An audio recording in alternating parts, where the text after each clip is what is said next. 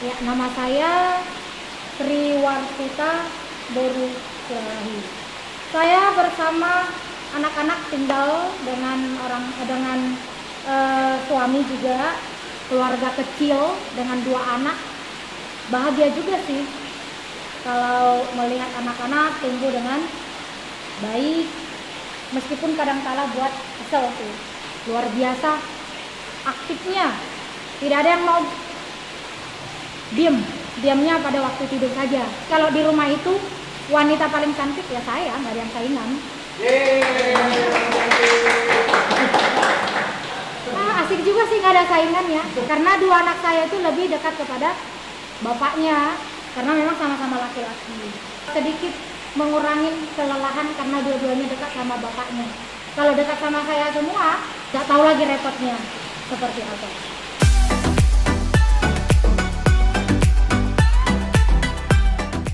Banyak sih ya yang seru-seru, apalagi mengingat ketika masa-masa remaja dulu ya. Mungkin kalau masa-masa remaja saya dengan masa-masa remaja anak-anak zaman sekarang berbeda ya, pasti sangat berbeda, sangat jauh berbeda. Kalau masa-masa remaja saya dulu sangat susah dilupakan. Masa-masa SMA itu adalah masa-masa yang menyenangkan dan masa-masa yang tidak bisa dilupakan. Karena disitulah masa-masa yang paling seru. Dulu waktu saya berumur duduk di kelas 3 SD, kita itu kan jauh sama bapak. Bapak saya kan di Banda Aceh, saya sama mama saya dengan 2 adik saya laki-laki. Jadi kita itu dulunya tinggal bersama mama, kakak saya di Medan. Karena bapak tugas di Aceh, saya itu kelas 3 sudah pintar masak, kelas 3 SD. Pintar masak dan sudah bertanggung jawab dalam membersihkan rumah, mencuci. Ada satu hal yang paling saya ingat ketika saya masa remaja. Pada waktu itu bapak saya itu orangnya paling ketat dalam hal mendidik anak-anaknya. Ketika saya SMA kelas 1, jadi di sana kan kalau di kampung saya itu sering sekali kegiatan-kegiatan Naposo Bulung itu dilakukan sekali 1 tahun, yaitu gondang atau pesta muda-mudi. Jadi itu bukan pesta muda-mudi gereja, tapi pesta muda-mudi kampung. Nah, kalau sudah dilaksanakan pesta muda-mudi kampung, di sanalah semua berkumpul muda-mudi. Tahulah kalau sudah berkumpul muda-mudi pasti ada yang jodoh. Ada juga yang hanya sebatas pacaran. Ketemulah cowok idaman dengan cewek idaman. Nah, karena bapak saya itu orangnya sangat ketat, jadi saya itu dilarang untuk ikut dalam hal acara-acara seperti itu. Nah, pernah suatu ketika saya itu pergi diam-diam tanpa sepengetahuan orang tua saya. Ketahuan ya nakalnya, enggak lah, nakal-nakal sedikit gitu. Pulang dari acara itu tentu sudah subuh loh, sudah subuh. Bapak saya tahu, dia tahu saya pergi, saya disuruh tidur di luar. Saya diusir dari rumah dan tidak boleh masuk ke rumah. Ya saya pergi ke rumah teman saya. Saya pergi ke rumah teman saya karena pikiran saya kalau orang tua itu pasti memaafkan lagi, pasti kembali lagi menerima kita. Ternyata jam 10 pagi saya pulang. Karena saya nggak dicari-cari, saya pulang sendiri. Ternyata saya disuruh lagi pergi, nggak boleh masuk ke rumah. Akhirnya saya nangis, saya pergi ke tempat teman saya. Tapi tempat teman saya karena kecapean menangis, akhirnya saya tertidur di kursinya. Orang-orang rumah pergi dari rumah itu saya tidak tahu. Akhirnya saya terkunci di rumah itu. Pada akhirnya juga orang tua luluh. Saya nggak pulang, akhirnya mereka kembali mencari-cari. Setelah dicari-cari nggak ketemu, akhirnya bapak sama mak saya berdebat di rumah. Tapi setelah sudah malam, saya terbangun. Ternyata saya sendiri di rumah itu. Lalu saya gedor-gedor rumah itu dari dalam. Ada yang buka, lalu saya pulang. Dikira saya sudah diculik orang. Terjadilah perdebatan sampai pertengkaran antara mama saya dan bapak saya. Mulai dari situ saya berjanji tidak akan pergi lagi tanpa izin.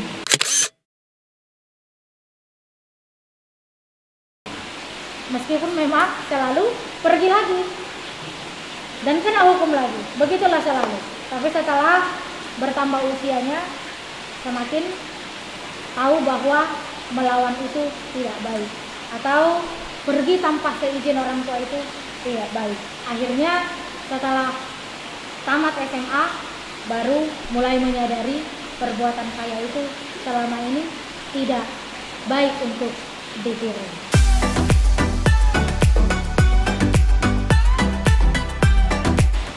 Perbedaan masa remaja saya dulu dengan masa remaja anak-anak remaja sekarang tentu sangat jauh perbedaannya. Kalau masa saya dulu pantang melawan orang tua dengan menjawab-jawab. Meskipun hati kita berontak, tetapi untuk melawan orang tua itu adalah hal yang sangat-sangat saya takuti ketika saya anak remaja. Kalau sekarang, anak remaja sekarang kalau orang tua marah malah menjawab. Itu perbedaannya. Dan masa remaja saya waktu dulu dengan masa sekarang itu tentu memang sudah sangat jauh berbeda ya. Permainannya juga sudah berbeda.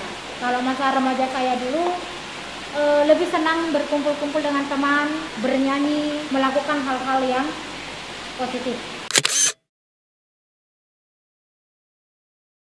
Tapi kalau sekarang karena memang sudah zamannya gadget, zamannya HP, semua sibuk dengan diri masing-masing. Meskipun berkumpul di satu tempat, tapi bisa berbeda-beda kegiatannya. Karena serius dengan gadget masing-masing. Ada yang game, ada yang WA-an, ada yang teleponan, tidak tahu satu sama lainnya. Kalau masa saya remaja dulu, banyak hal yang untuk diceritakan. Menceritakan cowok idaman, menceritakan cewek idaman, menceritakan tentang apa yang dilakukan besok, apa yang kita perbuat besok. Kalau sekarang lebih kepada diri sendiri. Dan masa remaja saya waktu di masa dulu sangat sulit saya lupakan. Saya melihat masa remaja sekarang itu sungguh banyak hal-hal yang mereka lupakan. Masa remaja itu adalah masa yang sangat luar biasa untuk kita membangun pertemanan. Masa remaja itu adalah masa-masa di mana kita mampu bercita-cita lebih tinggi lagi.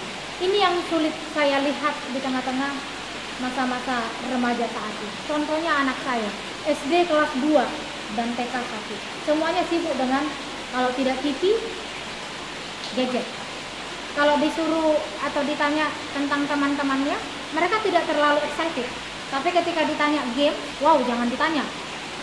Mereka lebih pintar. Mereka lebih pintar dari game. Nah, itu yang saya lihat ya. Masa remaja saya buat tempo dulu dengan masa remaja sekarang. Kalau masa remaja dulu ada permainan kebersamaan, permainan karet, petak umpet. Meski saya sudah remaja masih saya lakukan itu. Permainan kuda lumping.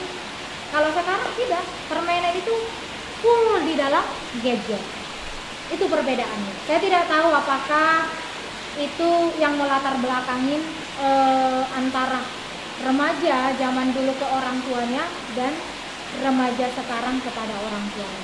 Lebih berani berbicara kepada orang tuanya, lebih berani merespon orang tuanya, dan lebih berani untuk berkata tidak kepada orang tuanya.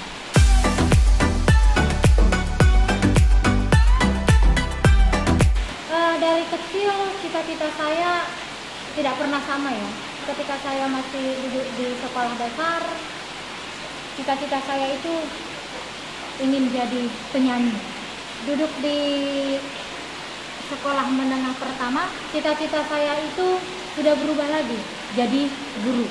Nah, duduk di bangku SMA, cita-cita saya itu ingin jadi perawat. Sebenarnya saya di tahun 1998 ya. Orang tua saya pernah janji apapun saya cita-citakan, orang tua saya akan menyekolahkan saya. Tapi karena kita memiliki keluarga besar, ada 7 bersaudara, ada kakak, adik, semuanya membutuhkan biaya ketika saya tamat SMA.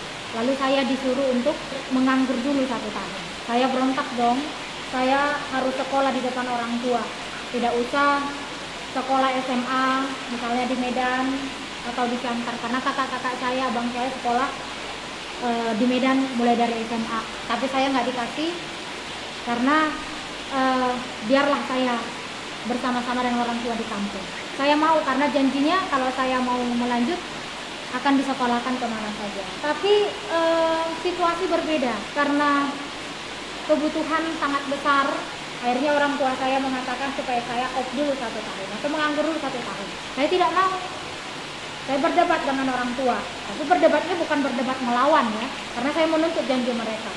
Meskipun dalam hati saya mengatakan apakah mampu gitu dengan situasi kondisi yang ada. Nah, akhirnya saya mengatakan kepada orang tua saya, kalau begitu saya mau sekolah pendeta aja. Wow, masa perempuan jadi pendeta? Saya bilang, saya mau jadi pendeta. Kalau saya tidak dikasih sekolah di sini, ya di sini. Yang pada akhirnya orang tua saya konsultasi dengan pendeta saya dulu, akhirnya dapatlah titik kesepakatan. Oke, kamu boleh, tapi dengan catatan kamu berangkat sendiri mendaftar, berangkat sendiri untuk ujian tanpa ditemani. Bayangin aja, saya yang tidak pernah keluar dari Aceh Tenggara, saya tidak pernah keluar Sumatera, saya harus berangkat, saya harus sendiri ke rumah sakit untuk cek kesehatan, saya harus sendiri untuk mendaftar, saya harus sendiri ke kantor polisi ngambil surat kesehatan. Saya tidak pernah keluar loh dari daerah saya, 1 kali pun tidak pernah, dan saya harus berangkat sendiri. Ya, demi terwujudnya cita-cita untuk mencapai ingin kuliah, ya saya berangkat aja dengan keyakinan Tuhan pasti menolong. Ya memang di waktu ujian itu saya itu tidak terlalu serius sih, karena memang tidak itu cita-cita utama saya dulu. Ternyata ya Tuhan memanggil saya untuk menjadi pelayannya. Saya lolos, padahal waktu saya mendaftar itu saya nomor 2 terakhir. Semuanya pendaftaran sudah 190 sekian, dan saya dapat nomor dari 50 yang diambil untuk menjadi mahasiswa STT. Ya saya terkejut dong dengan pengumuman kemenangan itu. Ya setelah diumumkan menang, saya pulang, saya beritahu kepada orang tua stres. Kenapa? Karena harus mengeluarkan biaya.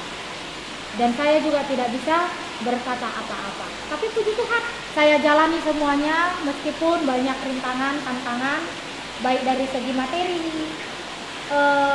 baik dari segi pergaulan, semuanya. Akhirnya sekarang ditempatkan menjadi pelayan Tuhan dan pendeta di gereja HKBP Harapan Jaya. Sampai hari ini saya sudah melayani hampir 3 tahun. Pendeta setelah mendapat tahunan 13 tahun, berarti sudah 16 tahun melayani di gerejanya, dan tahunan saya 13 tahun. Itu lika-liku cita-cita saya.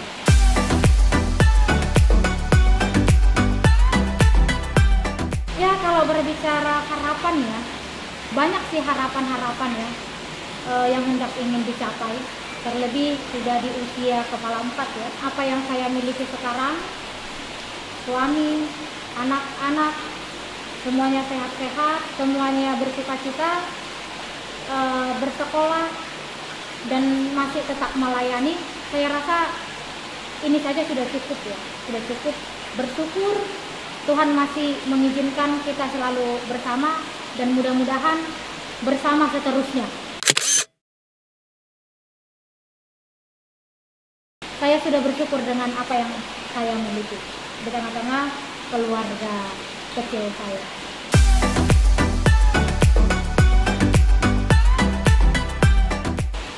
Tentang persoalan yang dialami oleh dunia saat ini ya, itu pandemi COVID-19. Semuanya berdampak ya, baik secara ekonomi, secara hubungan, semuanya berdampak. Kalau saya bisa bicara di sini memberi pesan kepada kita, terlebih jemaat kita pada saat ini di tengah-tengah pandemi COVID-19 ini, yang pasti ketakutan itu ada, kekhawatiran itu ada, banyak hal yang kita hadapi, tetapi ada hikmat yang bisa kita petik lewat pandemi ini. Salah satu contoh, sebelum terjadinya wabah ini, kita belum atau tidak pernah atau jarang ya berkumpul bersama-sama dengan anggota keluarga, makan bersama, berdoa bersama, ibadah bersama. Adanya pandemi ini, kita belajar tentang sebuah kebersamaan di tengah-tengah keluarga. Kita belajar tentang quality time bersama anak-anak, makan di meja makan, berdoa dan ibadah bersama-sama, memimpin dan memberi nasihat-nasihat kepada anggota keluarga. Itu salah satu hikmat yang bisa kita petik. Dan pesan saya dengan melihat atau mengambil hikmat dari pandemi ini, itulah yang akan menjadi satu kekuatan bagi kita untuk menghadapi suka dukanya di tengah-tengah pandemi COVID-19 ini. Supaya apapun ketakutan dan kekhawatiran, bukan itu hal yang pertama yang menguasai hati dan pikiran kita, tapi kita boleh tetap bersyukur dan tetap yakin bahwa wabah ini akan berakhir.